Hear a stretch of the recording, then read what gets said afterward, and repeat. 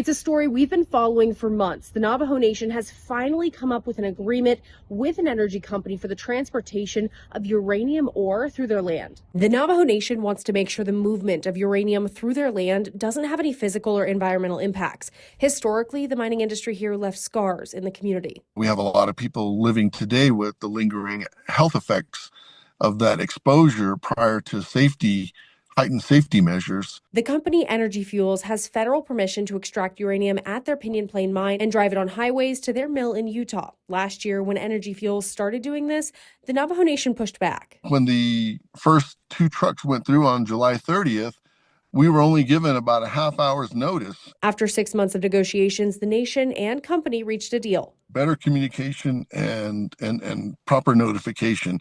And those are two elements at the basis of the agreement. The agreement limits the times when 10 trucks can run the route daily. Energy Fuels must provide weeks advance notice, emergency plans, and increased insurance. The Navajo Nation can do any spot inspections, and the company has to adhere to dust, moisture, and other control safety measures beyond federal requirements. We're going to actually attach detection devices and maybe even a camera on some of the trucks so that we can monitor any escaping radioactive particles that may come out. The company also promised to remove up to 10,000 tons of waste from abandoned uranium mines on the nation, left by other companies or the government in the past. A good faith effort. The activist group Hall No is worried about moving waste and radioactive material across state and tribal lines. Concerned about our Ute relatives, but also I think a lot of Diné communities that need cleanup would not agree